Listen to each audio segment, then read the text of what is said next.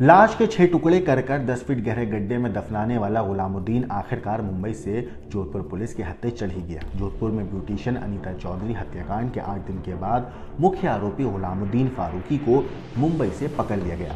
शुक्रवार रात पुलिस उसे जोधपुर लेकर आई। गुलामुद्दीन नेपाल भागने की फिराक में था। वो जब भी मोबाइल का इस्तेमाल कर रहा था तो कुछ ही देर में उस फोन को बंद कर दिया करता था। इसी वजह से पुलिस को उसकी लोकेशन सही तरीके से मिल नहीं पा रही थी। पिछले 5 दिन से एडिशनल डीसीपी निशान भारद्वाज की टीम इस शख्स की तलाश में लगी हुई थी। वो 4 दिन से यानी कि गुलामुद्दीन 4 दिन से अपनी लोकेशन बार बार बदल कर पुलिस को चकमा दे रहा था। इस पूरे मामले पर जो डीसीपी हैं राजश्री राज, उन्होंने प्रेस कॉन्फ्रेंस करके बताया कि हत्याकांड के बाद से पुलिस गुलामुद्दीन का पीछा कर रही थी। गुलामुद्दीन काफ़ी शातिर अपराधी है। उसके खिलाफ पहले से जहर खुरानी समेत कई आपराधिक मामले उसके नाम पर दर्ज हैं और ऐसे में वो काफ़ी शातिराना तरीके से बचने की कोशिश कर रहा था। पुलिस ने गुलामुद्दीन को पकड़ने के लिए सीसीटीवी फुटेजेस का सहारा लिया। पुलिस हत्याकांड के बाद से तकरीबन 500 से ज़्यादा सीसीटीवी फुटेज खंगाल चुकी है और इन्हीं फुटेज के ज़रिए पुलिस जो है गुलामुद्दीन तक पहुंच भी पाई। डीसीपी राजश्री राज ने यह भी बताया कि गुलामुद्दीन मुंबई से भी फरार होने की फिराक में था। उसने प्लान बना लिया था कि मुंबई से भागकर वो कहीं और जाएगा। पुलिस ने बताया कि गुलामुद्दीन नेपाल जाने की पूरी तरीके से तैयारी कर चुका था। पुलिस को उसके पास से भारत से फरार होने के कई सुराग भी मिले हैं। इतना ही नहीं, डीसीपी ने बताया कि अनीता मर्डर केस की जो अब जांच है वो एडीसीपी लेवल के अधिकारी करेंगे। इस मामले में हत्याकांड और शव मिलने के बाद से कई तरह की बातें भी सामने आ रही थी। इधर गुलामुद्दीन के गिरफ्तार होने के बाद से पुलिस ने एक बार फिर से कई और लोगों को भी इस मामले में हिरासत में लिया है और बताया जा रहा है कि अनीता मर्डर के बाद से गंगाड़ा निवासी गुलामुद्दीन जो है अंडरग्राउंड हो गया था। वो छिपता फिर रहा था। कुछ फ़ोन लोकेशन के आधार पर ही जोधपुर वेस्ट के एडिशनल डीसीपी निशान भारद्वाज के नेतृत्व में एक टीम बनाई गई। मुंबई वेस्ट के ज्वाइंट कमिश्नर सत्यनारायण चौधरी के निर्देशन में टीम ने गुलामुद्दीन को एक घर से गिरफ्तार करके जोधपुर पुलिस के हवाले किया। वैसे बताया जा रहा है कि जोधपुर पुलिस को मुंबई के एक सीसीटीवी फुटेज से गुलामुद्दीन का सुराग मिला था। इतना ही नहीं, अनीता की हत्या के बाद से पुलिस के सामने कई सवाल थे जो चुनौती बने हुए थे और अब जब से गुलामुद्दीन को पुलिस ने जब से गिरफ्तार किया है तो उम्मीद है कि पुलिस उन सारे सवालों के जवाब सबसे पहले गुलामुद्दीन से पता करेगी। मसलन अनीता की हत्या क्यों की थी, इस अनीता हत्याकांड में गुलामुद्दीन के साथ कौन और लोग शामिल थे या नहीं, या इस पूरे हत्याकांड को उसने अकेले ही अंजाम दिया। क्या गुलामुद्दीन ने अनीता की हत्या करके शव अपने घर में ही काटा था। अनीता की हत्या लूट के लिए हुई, प्रॉपर्टी के लिए हुई या फिर ब्लैकमेलिंग की वजह से हुई, ये भी एक सवाल है जिसका पुलिस जो है पता लगाने की कोशिश करेगी गुलामुद्दीन से। इतना ही नहीं, एक सवाल और है जो पुलिस पता लगाएगी क्योंकि इस केस में एक नाम और आया था, वो था तैयब अंसारी का। तो पुलिस पता करेगी कि प्रॉपर्टी डीलर तैयब अंसारी का इस हत्याकांड से क्या नाता है और अनीता जो बैग लेकर ब्यूटी पार्लर से निकली थी जिस वारदात वाले दिन, वो इस वक्त कहाँ है और अनीता के कपड़े कहाँ बदले गए थे। इतना ही नहीं, आपको बताऊं कि गुलामुद्दीन को जोधपुर से फरार करने और फरारी काटने में सबसे बड़ा जो हाथ था किसका था, ये भी पता लगाएगी। उसकी मदद कौन कर रहा था, क्योंकि अगर वो इतने दिन तक फरार रहा और ऐसे प्लानिंग के तहत फरार था तो अकेले वो नहीं कर पा रहा होगा। जाहिर है किसी न किसी ने उसकी मदद की होगी, तो उसका मददगार कौन था। आपको बता दूं कि जोधपुर ब्यूटिशियन मर्डर केस का मुख्य आरोपी गुलामुद्दीन के पास से गफ्फार नाम की फर्जी आईडी भी मिली है। पुलिस उसे मुंबई से गिरफ्तार करके 8 नवंबर की रात को जोधपुर लाई है। उससे और पूछताछ की जा रही है। शुक्रवार रात जोधपुर डीसीपी वेस्ट राजश्री राज वर्मा ने यह भी बताया था कि गुलामुद्दीन वारदात के बाद अहमदाबाद होते हुए मुंबई भाग गया था। इरादा था बिहार की ट्रेन पकड़कर नेपाल के रास्ते देश छोड़ने का। पुलिस को उसकी लोकेशन आखिरी बार जब फ़ोन ऑन हुआ तो मुंबई मिली थी, लेकिन वहाँ से फ़ोन दोबारा ऑन हुआ नहीं। इसके बाद मुंबई सेंट्रल रेलवे स्टेशन पर जैसे ही उसके फ़ोन को ऑन किया गया तो पुलिस टीम ने उसे दबोचने दौड़ी। स्टेशन पर पुलिस को देखकर ये वहाँ से भाग निकला, लेकिन सीआई शफीक खान ने बाइक से इस शख्स का पीछा किया गुलामुद्दीन का और उसे दबोच लिया। इतना ही नहीं, डीसीपी वेस्ट राजश्री राज वर्मा ने यह भी बताया कि गुलामुद्दीन ने अपना नाम बदलकर गफ्फार रख लिया था ताकि किसी को पता ना चले कि इसका नाम गुलामुद्दीन है। तलाशी में उसके पास गफ्फार नाम का फर्जी आईडी कार्ड तो मिला ही है। साथ ही हत्याकांड की जांच के दौरान पुलिस का कॉल आया तो वो जोधपुर से बस पकड़कर अहमदाबाद गुजरात भाग गया था, जब पुलिस पहली बार इसके पास पुलिस की कॉल पहुंची थी। डीसीपी वेस्ट राजश्री राज वर्मा ने हत्या के कारणों को लेकर हालांकि अभी पूरी तरीके से उन्होंने मीडिया से बात करते हुए जवाब नहीं दिया। उन्होंने यही कहा कि अभी जांच चल रही है, हम उस हत्या से रिलेटेड जो वजह है उसके ऊपर हम आपको नहीं बता सकते। उन्होंने बताया कि उसके बैग से मुंबई से बिहार जाने का ट्रेन टिकट भी मिला था। वो नेपाल के रास्ते देश से फरार होने की फिराक में था। डीसीपी वेस्ट ने बताया कि अनीता 26 अक्टूबर को सरदारपुरा से ऑटो में बैठकर गंगाड़ा इलाके में स्थित गुलामुद्दीन के घर गई थी। ऑटो ड्राइवर से पुलिस ने गुलामुद्दीन के घर का जब पता लगाया, इसके बाद पुलिस ने गुलामुद्दीन को कॉल किया था कि पता करने के लिए कि अनीता तुम्हारे पास आई थी, तुम्हारे घर आई थी, तुम्हें कुछ पता है। तो जब कॉल आई पुलिस की तो वो घबरा गया था और जोधपुर रेलवे स्टेशन से बैग खरीद कर जैन ट्रेवल्स की बस में बैठकर अहमदाबाद चला गया। इतना ही नहीं, अहमदाबाद से ट्रेन से मुंबई पहुंचा और अगल बगल लॉज में ठहरकर दिन बिताए। वहां उसने हर जगह गफ्फार नाम की अपनी नकली आईडी दी थी। इसके बाद 7 नवंबर को वो ट्रेन से बिहार जाने वाला था, मगर 6 और 7 नवंबर की रात ही वो मुंबई सेंट्रल रेलवे स्टेशन पर सोया ताकि किसी को शक ना हो, किसी को पता ना चले और रेलवे स्टेशन से ही फरार हो जाए। गुलामुद्दीन ने अपना मोबाइल जोधपुर एमडी हॉस्पिटल की पार्किंग में अपनी स्कूटी में ही छोड़ दिया था। जो फ़ोन वो जोधपुर में इस्तेमाल कर रहा था पुराना, उसे वहीं पर छोड़ दिया था। वो दूसरे मोबाइल का इस्तेमाल कर रहा था। उसका जो नंबर था वो पुलिस के हाथ किसी तरीके से लगा था, क्योंकि कई और लोगों को पुलिस ने इस मामले में हिरासत में लिया है। वो मोबाइल को कुछ मिनट के लिए अपना ऑन कर रहा था। एक बार ऑन करने पर पुलिस को उसकी जो पहली बार लोकेशन पता चली थी उस वक्त तो अहमदाबाद पता चली थी, लेकिन जानकारी हुई कि जब उसने दोबारा अपना फ़ोन ऑन किया तो उसकी लोकेशन मुंबई थी। इसके बाद उसने अपना वो वाला फ़ोन दोबारा ऑन ही नहीं किया। पुलिस को उसकी अगली लोकेशन का कुछ पता नहीं चल पा रहा था।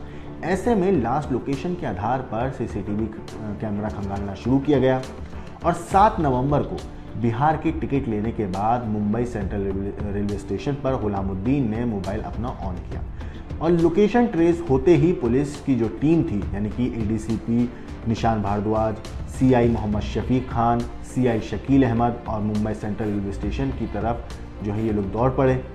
स्टेशन के कोने कोने को, चप्पे चप्पे को इन्होंने अच्छी तरीके से खंगाला, देखा, पता किया और गुलामुद्दीन की तलाश शुरू हुई। पुलिस टीम को स्टेशन पर देख गुलामुद्दीन घबरा गया और इसने वहां से भाग निकलने की कोशिश करी। जैसे ही वहां से भाग निकलने की कोशिश कर रहा था तो जो सीआई मोहम्मद शफीक खान थे उनकी नज़र इस पर पड़ी। उन्होंने बाइक से इसका पीछा किया और कुछ ही मिनट में इसे दबोच लिया। पुलिस ने गुलामुद्दीन की पत्नी आबिदा परवीन से पूछताछ के लिए 6 दिन की रिमांड पर उसे मांगी है और शनिवार को आबिदा और गुलामुद्दीन को जो है पुलिस माफ़ कीजिएगा, इसके बाद रिमांड मिलने के बाद आप जो पत्नी है गुलामुद्दीन की आबिदा, उसे और गुलामुद्दीन को आमने सामने बिठाकर पूछताछ होगी। आपको बता दूं कि इस पूरे हत्याकांड को तकरीबन 10 दिन का वक्त हो चुका है, मगर अभी तक अनीता चौधरी का अंतिम संस्कार नहीं हुआ है। परिजनों और समाज के लोग गिरफ्तारी की मांग पर तेजा मंदिर में धरने पर बैठे थे। शुक्रवार सुबह गुलामुद्दीन की गिरफ्तारी की जानकारी मिलते ही अनीता के जो पति हैं मनमोहन और उनके जो बेटे हैं वो धरना स्थल से चले गए थे।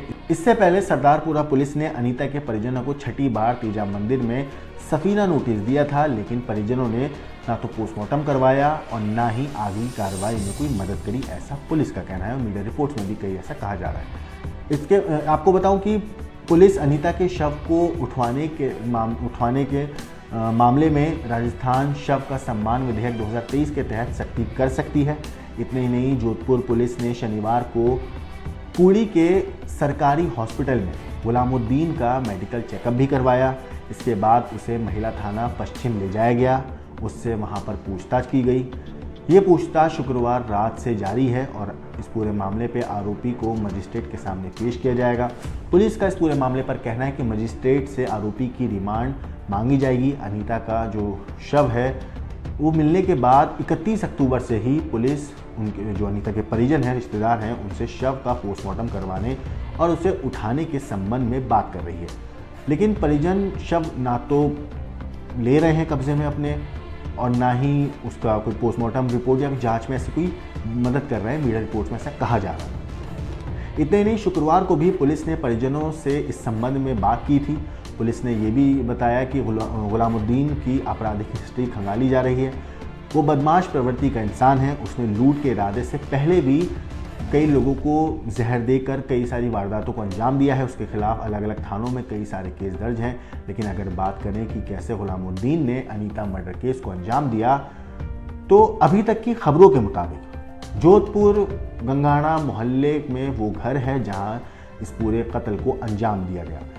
उस घर का मालिक का नाम है गुलामुद्दीन, जिसको पुलिस ने मुंबई से गिरफ्तार किया है। 23 अक्टूबर को गुलामुद्दीन ने अचानक जेसीबी मशीन बुलवाई और अपने घर के ठीक बाहर एक बहुत बड़ा 10 फीट का गहरा गड्ढा खुदवाया। पूरे मोहल्ले ने जेसीबी मशीन से उस गड्ढे को खुदते हुए देखा भी, लेकिन किसी को कानो कान ये पता ही नहीं लगा कि गुलामुद्दीन उस गड्ढे को आखिर क्यों खुलवा रहा है। इसके बाद अनीता के कत्ल की वारदात जो है सबको पता चली। दरअसल गड्ढा खुदवाने के 3 दिन के बाद उसी गड्ढे में अनीता को दफना दिया गया। उसका कत्ल करने के बाद, उसके जिस्म के 6 टुकड़े करने के बाद अनीता चौधरी जो है गड्ढा खुदने के 3 दिन के बाद अचानक गायब हो गई थी।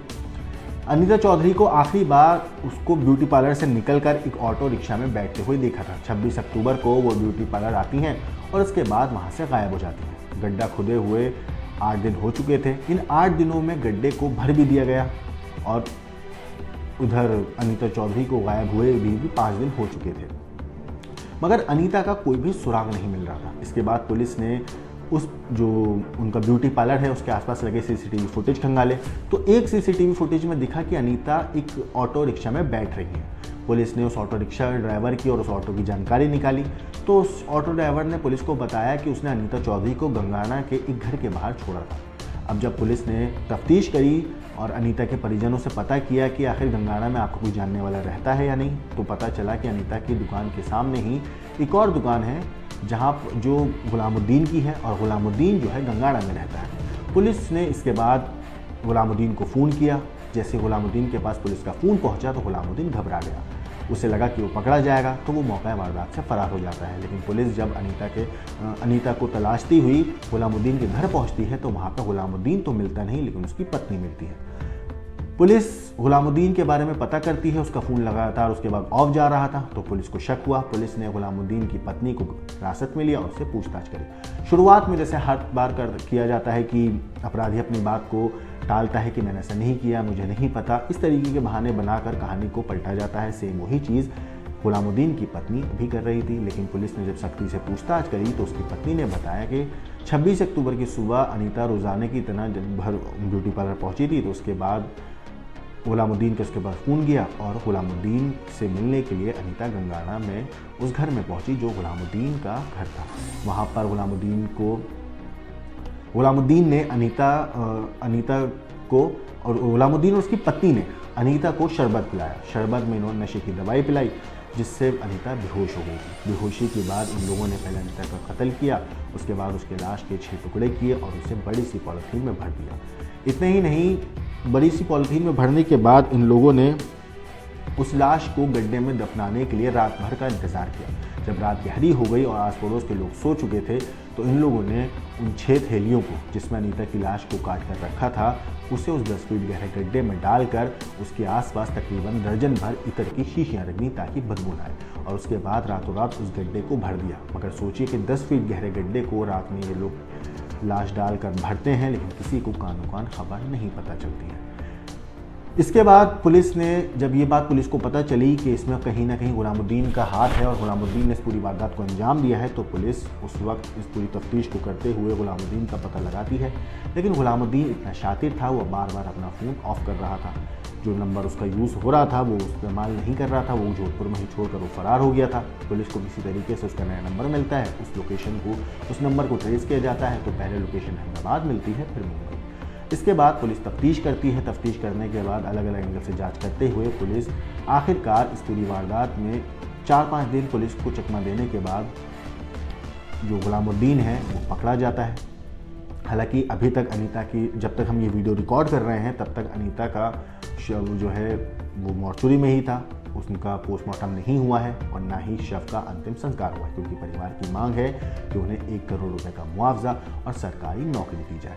पुलिस ने काफ़ी कोशिश करी अनीता के परिवार को समझाने की, बात करने की, लेकिन अभी तक कोई भी नतीजा नहीं निकल पाया है। इस केस में जो भी अपडेट आएगी वो तो हम आपको ज़रूर बताएंगे, लेकिन आपको यहाँ मैं एक बात और बता दूँ कि इस पूरे हत्याकांड को अंजाम देने के बाद गुलामुद्दीन ने पूरी प्लानिंग कर ली थी कि वो भारत छोड़कर नेपाल चला जाएगा। नेपाल जाकर ये भारत के कानून को चकमा देने की कोशिश कर रहा था। इसे लग रहा था कि नेपाल चला जाएगा तो कोई इसको पकड़ नहीं पाएगा, लेकिन इससे पहले कि ये नेपाल जा पाता, पुलिस की टीम मुंबई पहुंच जाती है और इसे गिरफ्तार कर लेती है। गिरफ्तारी के बाद इसे जोधपुर लाया जाता है और अब ये शख्स पुलिस की हिरासत में है। पुलिस ने इसे गिरफ्तार कर लिया है, इससे पूछताछ की जा रही है। पता लगाया जा रहा है कि इस हत्याकांड में इसका साथ किसने दिया, इसकी मदद किसने करी, क्योंकि इतने वक्त तक अगर ये छुप रहा था, वो भी इतने शातिराना तरीके से फेक आईडी के नाम पर, गफ्फार जो आईडी बनाई थी इसने गफ्फार के नाम से, उस आईडी पर छिप रहा था, तो इसकी मदद तो जाहिर सी बात है किसी न किसी ने की होगी। तो इसका मददगार कौन है, उस शख्स के बारे में भी पुलिस जानकारी जुटा रही है, ताकि उस शख्स को भी पुलिस गिरफ्तार करके जेल की सलाखों के पीछे खींच सके। इस पूरे हत्याकांड के ऊपर आपकी जो भी राय है, आपको जो भी कहना है, हमें कमेंट करके ज़रूर बताइएगा। बाकी देश